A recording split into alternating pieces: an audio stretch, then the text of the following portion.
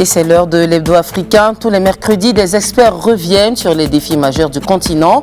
Et ce matin, nous sommes en direct de Dakar avec Bakary Samb. Il est directeur du Timbuktu Institute. Et avec lui, nous évoquons toutes ces bonnes raisons pour l'Afrique d'être optimiste en 2021. Bonjour Bakary Samb, bonne année à vous et merci d'accepter notre invitation. Bonjour et bonne année à toute la rédaction. Merci de l'invitation. Merci. Alors, d'entrée de jeu, on va parler du Niger. Le Niger qui, on le sait, a attendu longtemps, 47 ans après son indépendance, avant de réaliser une première transition démocratique et pacifique. Est-ce qu'on pourrait dire, selon vous, que c'est une leçon pour ses voisins de la sous-région? Je veux parler de la Côte d'Ivoire, du Burkina Faso, qui ont accédé à l'indépendance quasiment dans la même période que le Niger, mais qui aujourd'hui vivent une certaine instabilité. Oui, on pourrait dire que ce qui se passe au Niger, au point de vue politique aujourd'hui, c'est quelque chose de salutaire. Qu'un président se présente et à l'issue des 2 mandats organise des élections libres, démocratiques, transparentes, auxquelles il ne prend pas part et laisse la chance d'une transition démocratique inattendue, mais aussi qui sera la première au Niger depuis son indépendance. C'est justement un satisfecit et un objet d'espoir pour le continent qui généralement est montré dans les autres médias comme étant le continent des coups d'État et des pannes démocratiques. Et là, le Niger vient de montrer que l'Afrique peut relever le défi de la démocratie et que l'Afrique est capable de réinvention. L'Afrique est capable de tous les efforts nécessaires qui mènent à une démocratie moderne, telle que l'a dit le président Issoufou la dernière fois, qui appelait à la construction d'une démocratie où la politique se fondera désormais sur les valeurs et pas sur les identités. Je pense que c'est une grande lueur d'espoir pour le continent. Une grande lueur d'espoir pour le continent. Et maintenant, on évoque la zone de libre-échange africain qui, on le sait, est opérationnelle depuis le 1er janvier 2021. Comment, selon vous, la ZLECAf pourrait profiter aux petites économies? Alors, quand je parle de petites économies, je pense particulièrement, par exemple, aux pays enclavés comme le Burkina Faso, le Burundi ou encore le Niger, qui fait partie de ces pays les plus pauvres du monde. C'est justement pour parer à tout cela qu'il y a cette zone de libre-échange économique qui, je crois, s'appuiera beaucoup sur les communautés économiques régionales, mais aussi sur tous les leviers. C'est comme cela qu'on construit une économie communautaire. L'Europe a pu démarrer sur l'acier, etc. L'Europe a pu pousser dans son élan le Portugal et d'autres pays comme l'Espagne, la Grèce, qui étaient à des niveaux de retard économique certains. Aujourd'hui, sur le continent, nous avons des bridging power, comme le Maroc, nous avons l'Afrique du Sud, nous avons le Nigeria. Je pense que ces pays ponts, ces pays qui sont dans une dynamique d'émergence, en collaboration avec les communautés économiques locales, vont vouloir booster les autres pour véritablement parachever cette construction africaine au niveau économique dont ont rêvé plusieurs générations. Je crois que quelles que soient les difficultés du démarrage, quels que soient les enjeux qui nous attendent, c'est une lueur d'espoir secondaire aussi sur le plan économique cette fois-ci pour que le continent prenne enfin la mesure de l'importance d'une unité au plan économique et tous les enjeux que cela implique pour le développement du continent et surtout sur son positionnement mondial au niveau du commerce international dans une période de crise économique mondiale où les pays avec lesquels on coopère sont dans une logique de fermeture de frontières et que l'Afrique devrait encore, comme durant toute la pandémie, compter sur elle-même, compter sur sa créativité et son inventivité. Alors Bakary Samb, prenons l'exemple concret d'un petit commerçant lambda, d'un grossiste sur un marché. Comment peut-il profiter de la ZLECAf?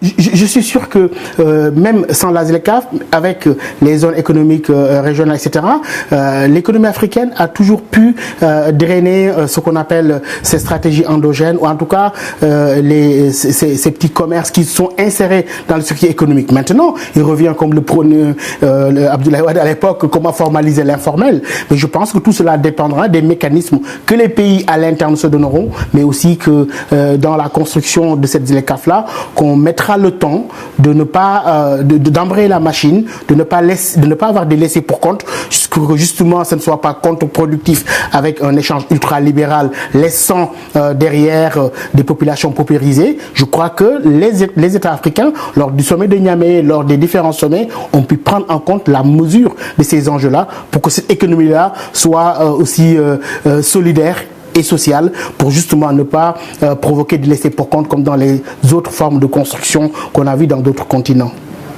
D'accord, alors on poursuit sur la lancée de la coopération africaine. Est-ce que si l'on s'en tient au cas de l'intégrité marocaine sur son Sahara, où la majorité des pays africains se sont tous mobilisés pour soutenir le Maroc, est-ce qu'on pourrait affirmer sans risque de se tromper que l'Union africaine prend là tout son sens ?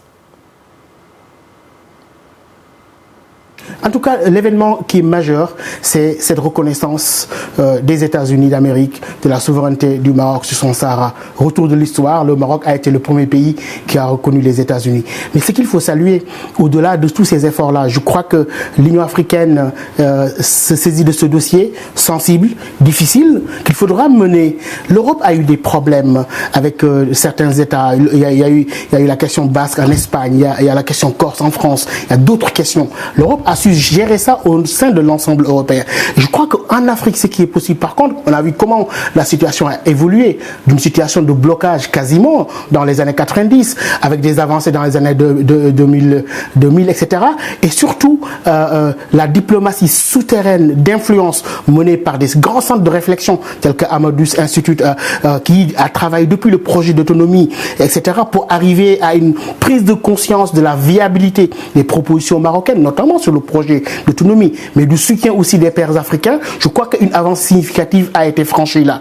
Et à partir de ce moment-là, il restera au continent de gérer ces contradictions au niveau de la diplomatie, mais aussi, je crois que cela montre le rôle des acteurs nouveaux, tels que les centres de recherche, tels que les think tanks, tels que aussi ce que j'appelle la diplomatie préventive dans toutes sortes de dimensions, incluant la mobilisation des acteurs. Cette diplomatie marocaine s'est constituée sur un socle bien visible avec une bataille acharnée au niveau des Nations Unies, mais aussi dans les coulisses et dans les grandes rencontres africaines telles qu'on l'a vu sur le continent. Mais je crois que ce qui est important aujourd'hui pour le continent, c'est qu'à l'heure des défis majeurs économiques qui nous interpellent aujourd'hui, l'heure est plus vers l'ensemble, vers le fait d'aller vers plus de solutions, parce que l'Afrique a besoin de tous ses pieds pour marcher ensemble vers son développement et véritablement incarner cette alternative-là à l'orée d'un siècle marqué récemment par toutes ces crises qu'on connaît. Je suis sûr que de la même manière qu'il y a eu des initiatives sud-sud solidaires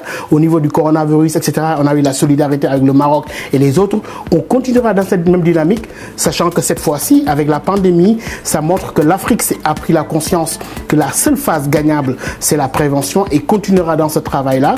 Donc combiner défis sécuritaires, défis diplomatiques, défis sur le plan sanitaire, et en même temps dans un contexte de relance de cette construction Monsieur Bakary Samb, africaine. Voilà vous m'entendez? Qui, à mon avis, importe le plus.